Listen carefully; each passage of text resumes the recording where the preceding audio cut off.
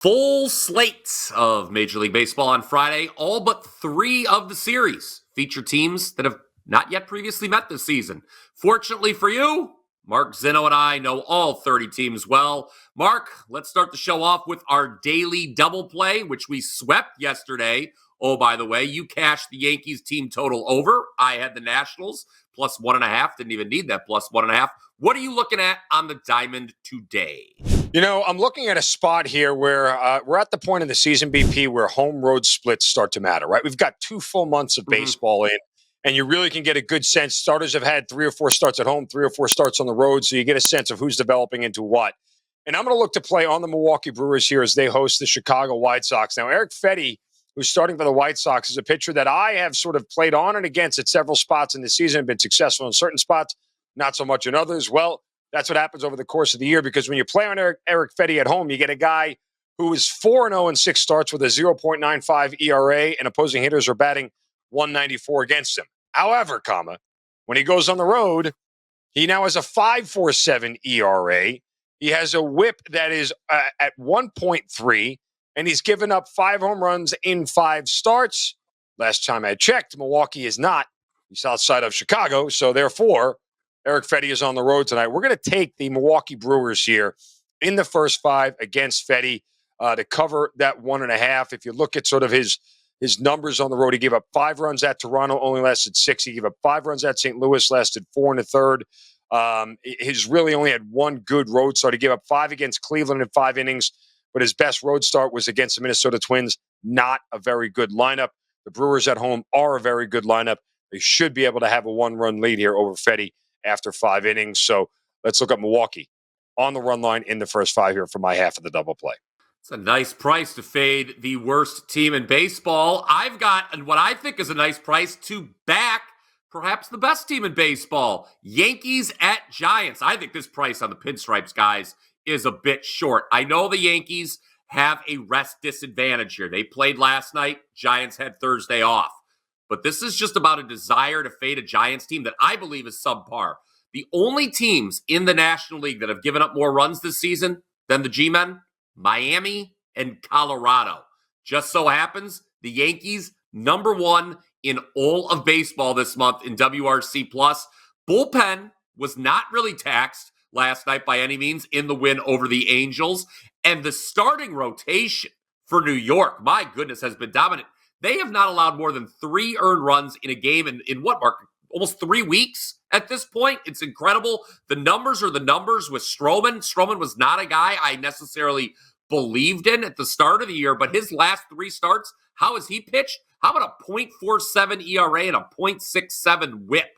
He is 5-0, or pardon me, the team is 5-0 when he starts on the road. This is just way too short of a price on the Yankees, who I believe take the series opener in San Francisco. So that is your daily double play there, with Mark taking the Brewers on the run line, -0.5 run, and I'm backing the Yankees.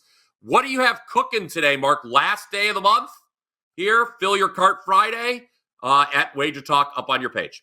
3 plays in Major League Baseball, including one of the plays from one of the best starting pitchers in Major League Baseball tonight. So we cashed a winner last night with the Yankees, as we mentioned, gave that play out right here on the show. Looking to do some more damage tonight as far as cashing winners is concerned. So we've loaded up 3 plays. Love all 3 spots that we're in right now. Ready to turn the corner into the month of June here in Major League Baseball. Go to WT.buzz/MZ. You get all 3 of those plays for just $29. Yes. And just to clarify, Fill Your Cart Friday, take 25% off everything you can fit in your cart. Daily package, subscription.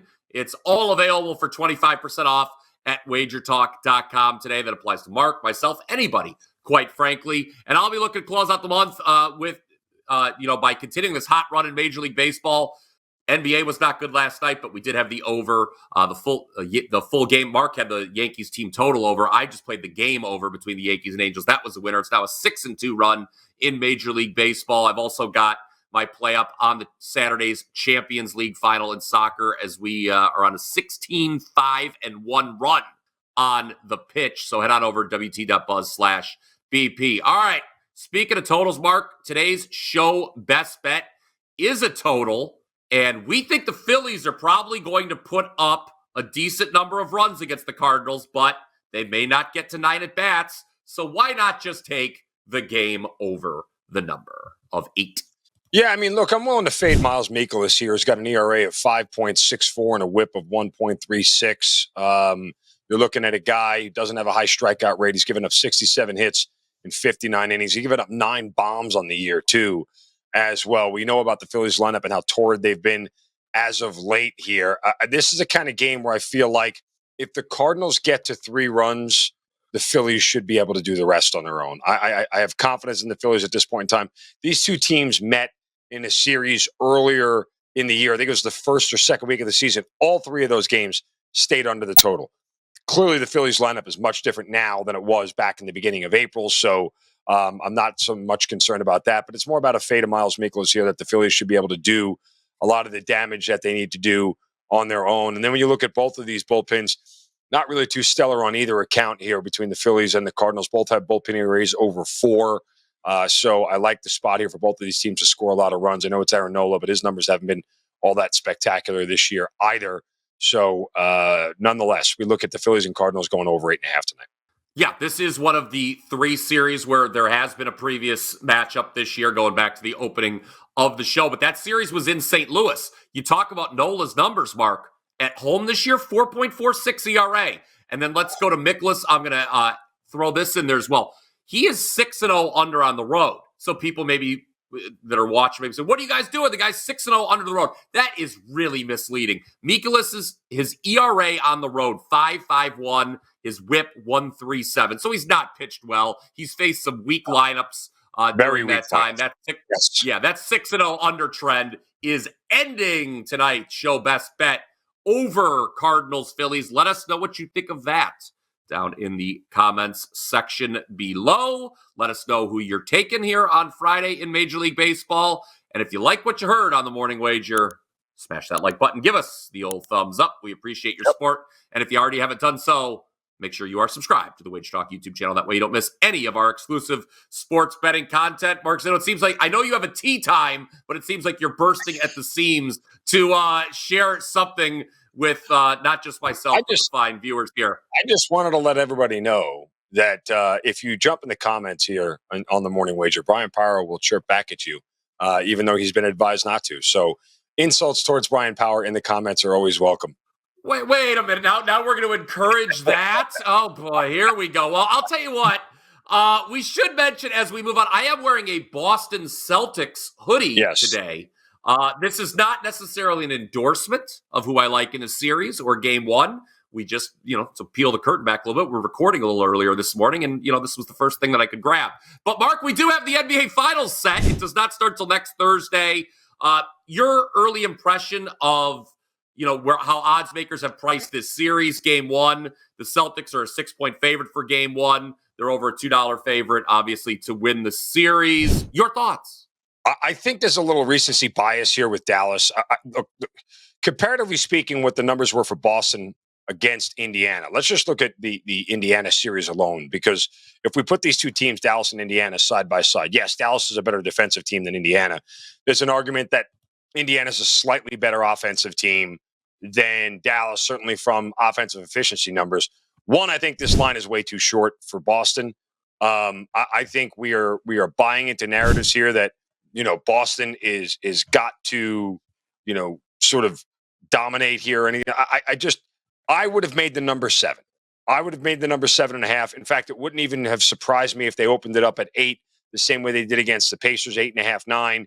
I think this is a little bit of an overreaction and a sort of, the way Dallas was able to take care and dispatch Minnesota. Yes, they do have the best player on the floor right now in Luka, and that's not, I think, up for debate at this point in time, given the way he's played.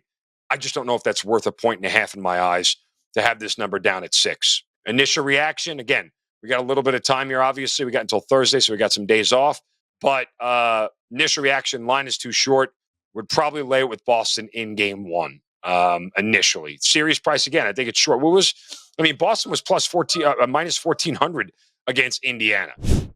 Are we going that big of a gap? There's not that big of a gap between Dallas and Indiana. There's just not.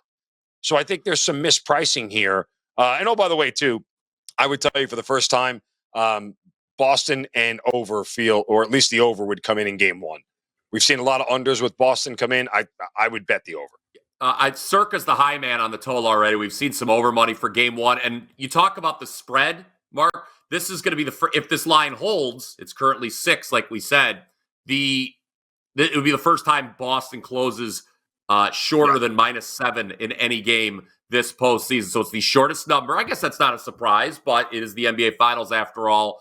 But I kind of agree with you. I thought the number looked a little short myself, but we've got a lot of time to digest and break down game one of the NBA Finals, which is not until next Thursday. Mark and I will be back next week with plenty of finals thoughts, as well as plenty of free Major League Baseball winners. One more time, hit that like button if you already haven't done so. Have a great weekend, everybody. Until next time, let's cash some tickets.